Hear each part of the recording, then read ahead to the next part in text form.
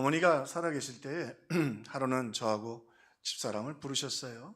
그러더니 조그만 주머니에서 금팔찌 2개를 꺼내주시고, 그 다음에 반지 몇 개, 그 다음에 또 알 있는 반지 하나, 그 다음에는 조그만 통장을 하나 주시더니 마을 금고에 가면 돈이 조금 있을 거다. 그리고는 장례가 일어나면 마을회관에 가면 마을회관에서 장례 비용을 좀 얼마 지급해 줄 거다. 그 아들 입장에서는 굉장히 좀 마음이 안 좋죠. 무슨 뜻인지 아니까. 그러면서 한마디를 더해 주셨어요. 잘 두었다가 힘들 때 써라. 잘 두었다가. 이제 본인은 천국 가셔야 되는데 그래도 남아있는 아들이 어려울 때 혹시 어려움이 닥치면 그걸로 어려움을 좀 극복하는 데 도움이 되도록 바라셨던 것이지요. 오늘 이 본문에 예수님의 마음이 꼭 그래요. 이제 예수님 십자가 지시고 또 부활하시고 하늘 보좌에 앉으셔서 이제 제자들에게 하나님의 놀라운 역사와 축복을 부어주셔야 되는데, 그러기 위해서는 우리의 죄를 위하여 십자가를 지시고 그리고 또 무덤에 계시고 부활하시는 고난의 시간을 보내셔야만 했습니다. 그렇지만 제자들 입장에서는 예수님께서 갑자기 떠나시겠다고 하고, 또 심지어는 예수님께서 베드로가 그래도 앞장섰던 베드로조차도 나를 부인할 것이라고 말씀하시니까 제자들의 아주 근심이 그리고 두려움이 가득하게 되었습니다. 자, 그런데 그렇게 십자가를 홀로 지고 가셔야 될 예수님인데도 예수님 마지막 순간에 예수님의 마음은 제자들에게 있었어요. 그러면서 제자들에게 중요한 말씀을 하시면서 이것을 내가 너희에게 말하는 것은 너희로 실족하지 않게 하려 함이라. 스칸달라저라는 말인데 너희들이 비틀거리고 쓰러지지 않기 위해서 내가 이 말을 한다. 시련이 오고 어려움이 있겠지만, 그리고 또 중요한 말씀을 하십니다. 지금 내가 한 말을 기억해라. 내가 한 말을 기억해라. 너희들은 내가 십자가에서 죄를 다 갚고 부활해서 반드시 승리하게 할 것이니까 내 말을 기억하고 넘어지고 쓰러지지 말라고 주님 마지막 당부를 제자들에게 하시고 계시는 것입니다. 세월이 지났지요. 세월이 지나 이제 제자들이 예수님 승천하신 후에 복음서를 세 사람이 쓰고, 그리고 20년이 지난 후에 요한이 이 요한복음을 쓰면서 얼마나 주님의 그 사랑이 컸는지, 아니 십자가를 지기 앞두시고도 제자들이 실족할까봐, 넘어질까봐, 너무 절망에 빠질까봐 오늘 너희들이 반드시 승리할 것이라고 주님 제자들에게 권면해 주셨던 것입니다. 자, 그러면 제자들은 그 이후에 알게 되었죠. 정말로 다시 일어나서 승리하게 되었는데, 과연 예수님께서 어떤 근거로 제자들이 그 시련과 나약함 속에서도 승리할 수 있다고 말씀해 주셨는가? 오늘 말씀해 보니까 먼저 성령을 보내심으로 너희가 승리하게 될 것이다. 성령을 보내심으로 너희가 승리하게 될 것이다. 제자들이 어려움을 당할 것입니다. 출교도 당하고 예수의 이름으로 고난도 당하고 쫓김도 당할 것입니다. 그리고는 오늘 본문에 보면 그리고 그들은요, 그것이 하나님께 드리는 헌신이라고 유대인들은 생각을 하는 거예요. 왜냐하면 사탄에게 속아서 지금 자기들이 하나님의 아들이 오셨는데 그 아들을 핍박하면서 그것이 마치 자기들이 하나님께 드리는 헌신이라고 착각할 것이라고 하는 것입니다. 그래서 오늘 말씀해 보면 하나님이 세상을, 요한복음에서 제일 많이 언급되는 말씀 중에 하나가 세상이에요. 근데 세상 가운데 택함받고 구원받은 사람들이 예수 앞에 나오지만, 그렇지 않은 세상은 여전히 더욱 믿는 사람들을 핍박하고, 그리고 예수 믿는 사람들에게 그렇게 사탄이 아주 못된 짓들을 하게 될 것입니다. 그러므로 주님, 너희가 실족하지 않도록 내가 이 말을 하는데 성령이 오실 것이다 말이죠. 우리 좀 간접 경험을 하는데, 얼마 전에 설교 준비하면서 보았던 영화 생각이 나더라고요. 한 조폭이었던 남자가 연애를 하게 되었어요. 아주 착하고 예쁜 여인하고 연애를 하고 사랑이 깊어졌어요. 그래서 둘이 결혼을 약속했어요. 근데 결혼을 약속하면서 이 자매가 친구에게 한 가지 당부를 했어요. 나하고 결혼하는데 조건이 하나 있다고. 그럼 뭐 이 남자가 잠깐 긴장하지요. 배운 것도 별로 없고 그런데 당신 나와 가정을 잃고 아이를 낳으려면 지금 있는 조직에서 조직폭력배에서 나와야 된다. 알겠다고. 이게 참 무서운 거예요. 그리고는 보스를 찾아가요. 그리고 얘기를 해요. 형님, 제가 이렇게 충성했는데 이제 새 출발을 좀 하려고 합니다. 이해해 주셨으면 좋겠습니다. 여러분 한번 여쭤볼까요? 이 조폭 두목이 보내줬겠죠? 왜 이렇게 인색해요? 그 영화에서는 어떻게 됐냐면 조폭들을 다 불러요. 그리고 막 있는 대로 두드려 패요. 두드려 팬 다음에 신체 일부를 잘라요. 그리고 내보내요. 아무것도 못해요. 사람을 완전히 병신 만들어가지고 보내는 거예요. 근데 여러분, 영화의 이야기지만 이런 영적 흐름들이 있어요. 마귀도 마찬가지예요. 마귀도 세상이죠. 자기가 다 지배하고 같이 지옥에 떨어질 것들이 예수 믿고 구원받으니까 참을 수가 없는 거야. 자, 바울이요, 사탄의 오른팔이었어요. 사탄이 제일 잘하는 것 중에 하나가 뭐냐면 거짓말로 사람을 속이는 거예요. 그러니까 예수 믿는 사람들을 핍박하는 게 그에게 아주 하나님을 위해 하는 것이라고 착각을 했던 거예요. 예수님을 만나고 나서 보니까 그분이 하나님의 아들이네. 그리고 복음을 전합니다. 어떻게 해요? 사탄이 보니까요, 유대인에게 40에 감한 매를 5번 맞았다. 왜 40에 감한 매를 5번 맞냐면 40번을 때리면 채찍에 살이 다 찢어지기 때문에 갈고리처럼 생긴 사람이 죽어요. 그러니까 죽기 전까지 때렸어요. 5번 맞았고 이후에도 몇 번 더 맞습니다. 고린도후서를 쓴 이후에 또 3번 태장으로 맞았고, 태장 아시죠? 그 다음에 돌로 맞았어요. 돌로 맞았다는 말은 죽이겠다는 말인데 하나님이 살려주셔서 복음을 전하게 해주셨어요. 이건 뭐 조폭 그 이상이죠. 마귀가 그렇게 자기와 함께 저주받아 죄악 가운데 지옥에 던져질 그들이 그걸 세상이라고 말해요. 그 세상 가운데 예수 믿고 구원받은 사람들을 얼마나 미워하는지 돌로 치고 말이죠. 거기다 복음까지 전하니까 말할 수 없는 그렇게 핍박과 환난을 가했던 것입니다. 그런데 여기 놀라운 것 있어요.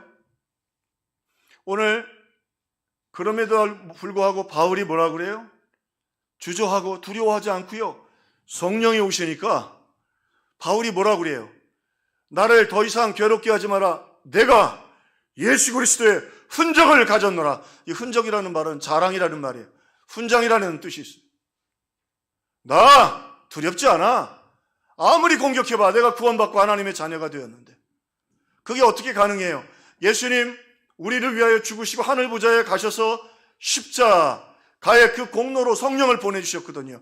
성령을 보내주셔서 성령이 우리와 함께 계시니까 아무리 마귀가 바울을 괴롭히고 힘들게 해도 사도 바울은 뭐라 그래요? 내가 이 고난당하는 게 자랑스럽다. 우리 가을을 맞이하면서 우리 평화의 식구들이 이 신앙의 야성을 좀 회복했으면 좋겠어요. 할렐루야. 다 힘들고 어렵다고 말해요. 그런데 보세요. 베드로 두려워 떨며 그랬던 베드로가 어떻게 달라져요? 예수님 전하다가 갇혀서 감옥에 갇히는데 감옥에서 단잠 자요. 감옥에서 갇히고 다음날 죽는 거예요. 근데 군중들이 하도 베드로를 지지하니까 못 죽여요. 그러면서 엄포를 놔요. 너 다시 예수를 전하면 가만두지 않겠다. 그 말은 뭐예요?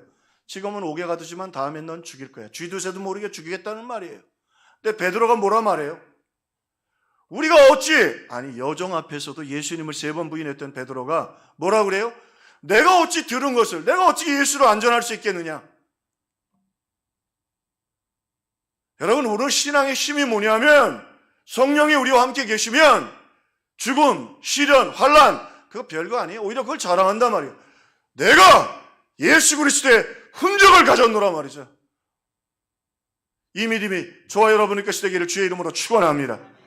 그래서 오늘 예수님 하늘 보좌에 올라가셔야 돼요. 그리고는 하나님이 얼마나 그 아들이 귀했겠어요. 물론 예수님도 우리를 사랑하시지만 아버지의 사랑 때문에 일일이 이름을 다 적어서 한 영혼도 잃어버리지 말고 네가 다 구원하면 좋겠다. 예수님 다 십자가를 지시고 그리고 십자가에 죽으시고 하늘 보좌에 오르셔야지. 하나님 입장에서 안 그러겠어요? 탕자도 기다리는데 그 충성스러운 아들이 올라와야 성령의 시대가 열리는 거예요. 능력의 시대가 열려요. 근데 제자들 입장에서 예수님이 안 가시면 좋겠죠. 근데 예수님이 안 가시면 이 큰 승리가 없거든. 그 성령의 일 통해서 역사가 나타나는 거거든. 성령이 오셔야 돼. 그래야 이제 제자들이 세상을 이기고 승리하는 사탄의 권세를 쥐밟고 걸어가는 믿음의 삶을 시작할 수 있거든요. 그래요. 예수님 올라가시고 성령을 보내셨어요. 자, 이 성령님은요, 우리에게 정말 예수님의 사랑을 담아서 이 땅에 오셨어요. 근데 이 성령님을 설명하는 몇 가지 중요한 그 표현들이 있는데 그게 우리에게 성령을 이해하는 데 도움이 돼요. 그분은 진리의 성령님이에요. 진리의 성령님이라는 말은 예수님이 누구신가 말이죠. 제자들이 있는 동안에도 쭉 요한복음을 다시 이 공간복음 위에 쓴 이유를 뭐냐면 우리가 몰랐던 예수, 그분이 얼마나 큰 분인지, 그분이 얼마나 우리를 사랑하시는지, 그분이 얼마나 전능한 분인지 그 말을 하고 싶은 거예요. 우리가 예수를 알고 그 예수의 사랑을 알고 그리고 예수의 능력을 아는 것, 그게 세상을 이기고 승리하는 비결이에요. 할렐루야. 그게 세상을 이기는 비결이에요. 제가 그래도 목사인데 어머니가 팔찌 2개 금팔찌 주는데 더 없어? 그러겠어요? 그러겠어요? 반지 더 없어? 뭐 숨겨둔 거 없어? 그거 안 팔고 그저 아들 어려울 때. 그런데요, 우리 주님은 오늘 우리의 그 생명을 우리를 위해 주셔서 말이죠. 그렇게 우리를 이 땅에 오시고 말이죠. 우리 특별히 부흥회 하는데 부흥회를 통해서 예수님을 더 깊이 알 수 있기를 주님의 이름으로 축원합니다.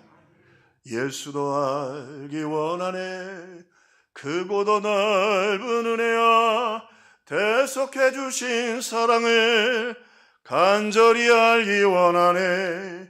참 이 작사가가 참 편을 내 평생의 소원 내 평생의 소원 대속 끝까지 안 따라할 거예요 진짜. 같이 한번 하시죠. 내 평생의 내 평생의 대속해 주신 사랑을 간절히 알기 원하네. 여러분 주시는 그 기도 제목 보고 기도하면서 또 기도하고 저도 또 기도해요. 그래서 참 이루어지면 좋겠다. 하늘의 문이 열려야지. 응답받기를 주의 이름으로 축원합니다. 예수의 이름으로. 자, 진리의 성령님이십니다. 보혜사 성령님이십니다. 이 보혜사 성령님이라는 건 우리 곁에 와서 도우시기도 하지만 중요한 원리가 하나 있어요. 우리가 생각하고 소망하는 것 이룰 수 있는 믿음과 행함을 주시는 거예요. 행함이 없는 믿음은 죽는 거예요. 그러니까 우리의 마음속에 주를 위해 믿음으로 살고 싶어요. 근데 행함이 안 따라지는 거예요. 그러면 참 어려운 거예요. 자, 의사가 치료를 다 하고 이제는 운동도 좀 하시고 식사도 좀 줄이시고 밤늦게 너무 술 드지 마시고 그렇게 하십시오. 마음으로는 네 그리고 갔는데 그날 저녁부터 기분 좋으니까 친구들 만나서 그냥 밤새도록 우리 예수 양기부 친구인데 제 설교가 괜찮은가 봐요. 은혜가 되나 봐요. 여러분 그렇잖아요. 근데 여러분 그거 쉽지 않아요. 이 땅에서 제일 통제하기 힘든 게 뭐냐면 우리의 행동이에요. 성령이 오시면 행동이 바뀌어요. 삶이 바뀌어요. 실천력이 생겨요. 믿음으로 걸어갈 수 있어요. 할렐루야. 성령이 오시면 그게 보혜사 성령님이에요. 물론 다른 의미에서 보혜사 성령님이 위로도 하시고 역사도 하지만 제일 큰 일은 하나님의 말씀대로 행할 수 있는 오늘 능력을 우리에게 주신다 말이죠. 베드로가 성령 받기 전에 어떻게 해요? 예수님을 부인하고 싶지 않지만 예수님 3번이나 부인하고 비참하게 눈물 흘리잖아요. 우리 믿음으로 승리하고 성령 받아서 눈물 흘리지 말고 승리의 찬송 부를 수 있기를 주의 이름으로 축원합니다. 또 성령님은 인자한 성령님이세요. 예수님을 닮아가게 하고 그리고 그 예수님을 세상에 전할 수 있도록 해주십니다. 예수님을 닮아가는 거 얼마나 귀하고 소중한 것인지 모릅니다. 그래서 오늘 우리가 그 은혜 가운데 거하고, 그러니까 우리가 인격이 변하지 않으면 삶이 거칠고 힘듭니다. 요즘 그 부부들 이혼 조정하는 프로가 나오더라고요. 한참 듣고 있더니 우리 집사람이 그런 얘기를 하더라고요. 안 되겠네. 사람이 바뀌어야 돼요. 사람이 바뀌어야 돼요.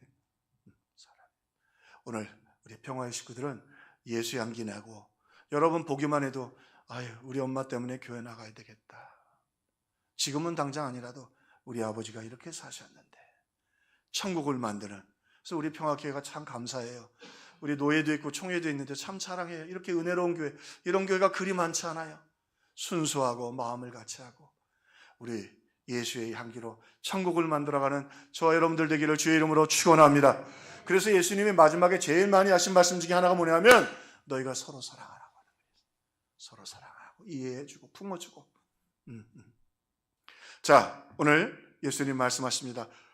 그 어려움 속에서도 비틀거리고 있는 제자들이 어떻게 승리할 수 있는가? 성령을 보내주실 것입니다. 진리의 성령님, 보혜사 성령님, 그리고 오늘 우리를 위로하시는 성령님이 역사해 주실 것입니다. 어떻게 승리할 수 있겠느냐? 예수님 두 번째 비결을 가르쳐 주십니다. 너희들이 예수의 이름으로 승리하리라. 내 이름으로 승리하리라. 이제까지 너희가 내 이름으로 아무것도 구하지 아니하였으니 이제는 구하라. 그리하면 너희가 받으리니 기쁨이 충만하리라.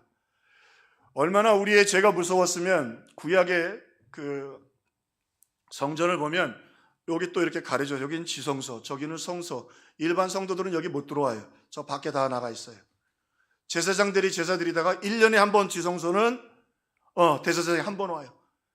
하나님의 음성을 들을 수가 없어요. 왜? 죄 때문에 그럴 수가 없었어요. 휘장이 얼마나 두꺼운지 저 밖에서 그냥 구경하고 있다가, 근데 예수님 우리를 위하여 십자가에서 죄를 다 갚으셨기 때문에 이제는 하나님의 자녀의 권세를 가지고 보좌 앞에 나가는 거예요. 이 보좌 얘기가 나오니까 꼭 맞는 말이 아니지만 설명을 얘기를 하면, 대통령 예전에 백악관에 계셨잖아요. 백악관이라서 청와대에 계셨는데 그 목사님도 가끔 그런 분 계셨어요. 내가 어저께 청와대 갔다 왔다고. 그러면 좀 부러워하고 그랬어요. 어찌되었든 뭐 대통령을 좋아하는 분도 계시고 안 좋아하는 분도 계시는데 대통령과 직접 면담을 한다는 건 그렇게 쉬운 일은 아니에요. 대통령을 만났는데 대통령이 라상윤 씨 제게 부탁하고 싶은 거 하나 있습니까? 그 별거 아니지만 웬만하면 다 이루어지지 않겠어요? 나도 그 생각을 했어요. 혹시 날 부르면 뭐라 그럴까? 저는 그 생각을 했어요. 꼭 회개하고 예수 믿으세요. 할렐루야.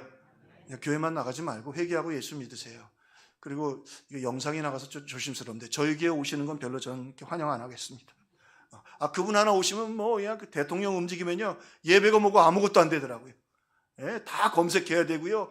여기 뭐가 있나 없나 보고 말이죠. 구경꾼들 기자들 예배 안 돼. 우리는 그냥 우리 모습 초라한 대로 하나님 한 분께만 예배 드리십시다. 그러나 여러분 그래도요 대통령과 직접 만나서 대통령에게 뭘 요청한다는 건 대단한 일이에요. 안 될 일이 별로 없지요.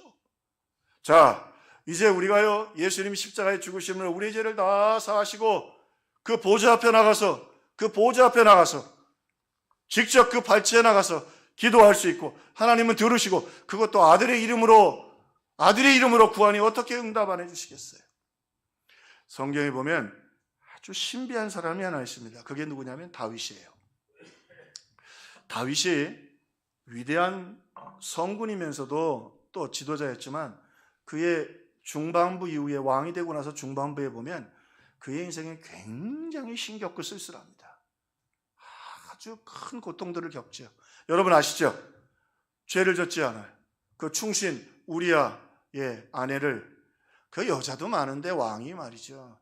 그 왜 충신, 자기에게 목숨을 건 충신의 아내를 욕보이고 그 다음에 어떻게 해요? 죽여요. 우리아는 정말 큰 죄를 져요. 그리고 나서 보세요. 그 집에 그 저주가 그대로 일어나요. 남매들 가운데 성폭행이 일어나고 살인이 일어나고 압살롬이 이후에는 어떻게 해요? 아버지를 죽이려고 하고 반란을 일으켜요. 그냥 성경 그대로 그냥 있는 그대로 말씀드릴게요. 얼마나 다윗이 힘겨웠느냐면, 이놈이요, 보통 고대 사회 속에서 어느 나라를 정복하면 정복한 왕이 정복된 왕의 아내들을 전부 다 자기 아내로 삼습니다. 다 성폭행을 한다는 말이에요. 압살롬이 그 짓을 했습니다. 자기 아버지, 자기 이복 어머니들 다 건드렸다고요. 죄송합니다만 성경은 뭐 그대로 얘기하니까 그만큼 그의 죄가 컸던 거예요. 거기다 인생 말년에 다윗이 인구조사를 합니다. 그 인구조사는 전쟁을 위한 것이거나 또 백성들을 돌볼 때 하나님이 하게 하시고, 하나님 별로 인구조사하는 걸 좋아하지 않으시는데, 거기다가 장정들, 남자 칼을 뺄 수 있는, 전쟁에 나갈 수 있는 용사들을 인구조사를 하도록 명합니다. 요압 장군이 다윗의 오른팔이지만 그렇게 괜찮은 사람이 아니에요. 약간 정치적이고 그 절대 순종하는 스타일이 아니라 조금 간사한 사람이에요. 근데 전쟁을 굉장히 잘해요. 그런데 심지어 이 요압조차가 왜 인구조사를 지금 하시냐고, 이 태평한 때에. 그리고 다윗이 지금 늘 다윗이 하나님이 왜 그렇게 쓰시는 줄 아냐면, 자기가 목동 출신이었고 우리를 가면 대학도 안 나왔고 사관학교도 안 나왔고, 근데 하나님이 세워주셨거든. 그걸 알고 있었어요. 하나님 앞에 늘 겸손했어요. 하나님을 의지했어요. 근데 이제 나라가 웅성해지니까 인구조사에서 뭘 하려고 하는 거예요? 이 대제국의 황제가 나라고 하는 걸 말하려고. 무슨 말이에요? 하나님이 나 이끌어오신 그 일을 누가 했다고 말하려고 하는 거예요? 자기가 했다고 말하려고 하는 거예요. 그게 요압 장군이 반대를 해요. 심지어는 인구조사 했어요. 억지로. 대단하죠. 다 조사한 게 아니에요. 요압이 화가 나가지고 다 안 했는데도 이스라엘이 칼을 뺄 수 있는 장정만 80만, 유다가 50만이니까 130만이에요. 지금으로 얘기하면 인구 대비 10배 이상 돼요. 우리를 얘기하면 군대가 500만이 넘는 거예요. 지금으로 얘기하면. 우리 군대가 60만이잖아요. 무슨 말이에요? 세계에서 최강 군대를 가지고 있어요. 우리나라가 세계에서 군사력 5위라는 거 아세요? 우리나라가 세계에서 군사력 5위입니다. 핵을 갖고 있지 않는 나라 중에 1위입니다. 객관적 군사력으로는 북한은 31인가 밖에 안 됩니다. 그런데 60만 밖에 안 돼요. 군대가. 몇 만이라고요? 500만이 넘는 거예요. 그 당시에 130만이면. 그런데 하나님께 영광을 돌려야 될 그것을 다윗이 자기가 한 것처럼 착각을 하자 하나님이 다윗을 치십니다. 3일 동안 7만 명이 죽습니다. 현장으로 돌아갑시다. 7만 명이 죽었다. 거기는 그때는 죄송하지만 냉동고도 없고요. 7만 명이 죽었다는 건 시체 썩는 냄새가 예루살렘 전체를 다 채운 거예요. 모든 사람이 다윗이 교만하여 하나님이 매질한 거예요. 보세요. 아들이 그래. 나라가 망해. 누구 때문에? 저 다윗 때문에. 못된 짓도 했죠. 충신도 죽이고 충신의 아내도 건드리고. 그러니까 아들이 그래. 자식들한테 뭐 되는 게 없어요. 근데 여러분, 다윗이 이렇게 고백을 하죠. 내가 여호와께 청하였던 한 가지 일, 곧 그것을 구하리니 나로 나의 생전에 여호와의 집에 거하며 그 전에서 사모하게 하실 것이라. 이 말은 뭐냐면, 이제 다윗이 그렇게 인구조사까지 해서 백성들이 7만 명이 죽었다는 말은 집집마다 안 죽은 사람이 없다는 말이에요. 집집마다 안 죽은 사람이 없단 말이에요. 다윗이라고 그러면 화가 나고 치가 떨려요. 자식들한테 얼굴을 댈 수 있어요. 신하들한테 댈 수 있어요. 군대 앞에 가서 댈 수 있어요. 부인이라고 밧세바 앞에서 무슨 큰 소리 칠 수 있었어요. 우리가 성경의 그 상황으로 들어갈 필요가 있어요. 그런데 왜 이야기를 해요? 그런 다윗이 하나님 앞에 나가면 한 번도 다윗을 외면하지 않으세요. 율법으로는 매를 맞는데 그 보좌 앞에 나가면 하나님이 그를 맞아주시고 동정해 주시고 회개하는 그를 맞아주시고, 인간적으로는 모든 것을 가지고 있었지만 아무것도 가질 수 없었고 온 세상에서 다 그의 죄로 말미암아 버림을 받았지만 하나님은 그를 맞아주셨어요. 갈 수 있는 곳이 거기밖에 없었어요. 그래서 다윗의 시편을 보면 메시아를 기다립니다. 하나님께 보여주신 거예요. 네가 용서받을 수 있는 건 내가 내 아들을 보낼 것이고 그 아들이 내 죄를 위해 죽으리라. 다윗이 그걸 깨달았어요. 그래서 하나님이요, 이세 아들 다윗을 만나니 내 마음에 합한 자라. 하나님이 가장 칭찬하는 건 예수 그리스도를 믿는 거예요. 다윗은 예수 그리스도를 기다렸고 믿었어요. 그래서 용서받을 수 있다는 사실을 아무도 인정하지 않아도 하나님은 그 아들 독생자로 인하여 자신을 구원할 것을 알았어요. 사랑하는 성도 여러분, 참 어려운 때이지요. 오늘 예수의 이름으로 주님 앞에 나가면 여러분 주님 맞아주시고 치료해 주시고 역사해 주시는 것을 믿으시기를 주의 이름으로 축원합니다. 근데요, 우리 하나님은 동정만 해주시는 분이 아니에요. 가나안 여인처럼 내 딸이 흉악한 귀신에 들렸나이다 간절하게 구하고 매달리면 하나님이 해결해 주시고 응답해 주시는 분이에요. 그분이 아직도 살아계십니다. 혹 어떤 분들이 그런 얘기해요. 왜 점점 우리 한국교회 처음 들어올 때 기적들이 많이 일어났었거든요. 왜 안 일어날까? 기도의 퀄리티가 떨어져서 그래요. 우리 주님은 우리 주님처럼 간절한 기도에 응답하십니다. 우리 평화교회가 이 기도를 회복하고 주님을 향한 뜨거운 사랑을 다윗처럼 회복하고 여러분 문제가 해결되고 응답되고 치유받는 이 가을이 되기를 주님의 이름으로 축원합니다. 마지막 한 가지, 오늘 말씀을 통해서 우리가 어떻게 승리할 수 있는가, 오늘 말씀에 보면 절대 순종으로 승리를 얻게 됩니다. 하나님의 놀라운 하늘의 보고들이 있는데 그 보고들이 열리는 건 오늘 이 땅에 있는 성도들이 하나님의 약속의 말씀을 믿고 절대 순종하는 거예요.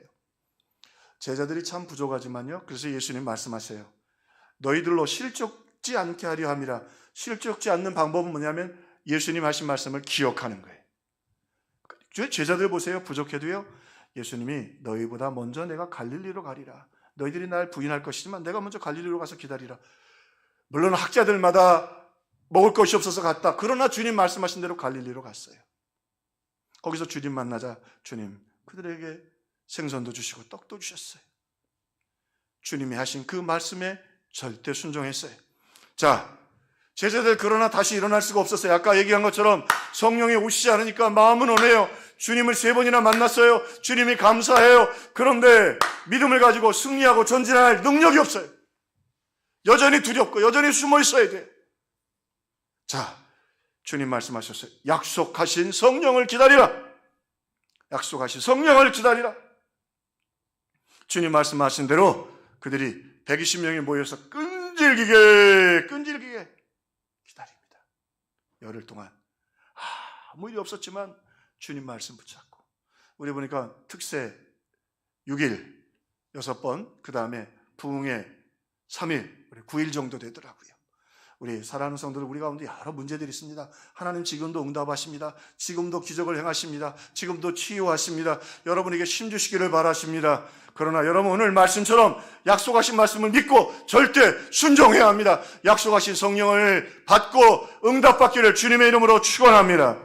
자, 여기서 기다린다는 말은 목숨을 건 전쟁을 의미합니다. 그냥 기다리는 게 아니에요. 투쟁하는 것을 의미해요.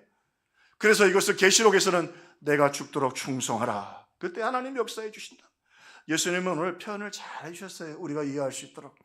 여자가 해산하게 되면 그때가 이르렀으므로 근심하게 되나 아기를 낳으면, 한 글에 이렇게 되었더라고요. 이 해산이라는 건 한 여자가 자신의 생명과 자신의 생명과 한 영혼을 바꾸는 전쟁이다. 여자가 출산할 때는 자기의 죽음을 각오한다는 거예요. 지금은 수술도 있고 그렇지만 여러분 아시는 것처럼 출산하다가 죽는 비율이 20% 가까이 됐었어요. 옛날에는 고대 사회 속에서는. 그 5명 중에 하나가 죽는데 나도 죽을지 모르는 거잖아요. 그래도 목숨 걸고 투쟁하는 거예요. 그게 절대 순종이에요. 저는 우리 평화교회 성도들이 응답받고 해결되고 치료받고, 우리 교회 암 환자들도 있어요. 이번 부흥회 때 기도하고 특세에 기도해서 치료받기를 주의 이름으로 축원합니다. 사업의 문이 되는 게 없습니다.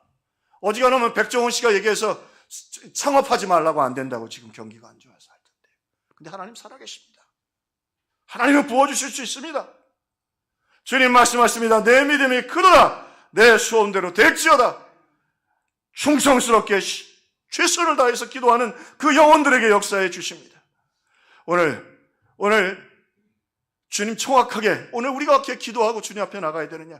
여자가 해산하면, 해산은 한 여인이 자기의 목숨과 새 생명을 바꾸는 작업입니다.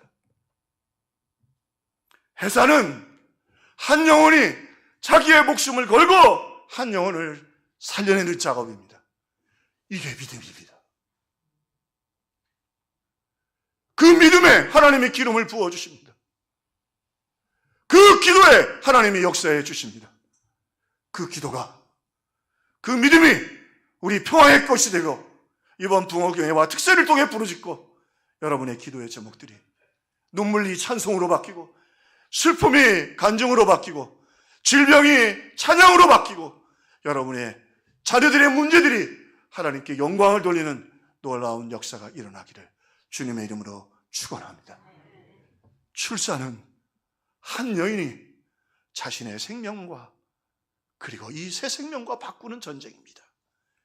이런 열망을 통해, 이 절대 순종을 통해 우리 평화교회를 통해 하늘의 문이 열리기를 주님의 이름으로 축원합니다. 기도하겠습니다.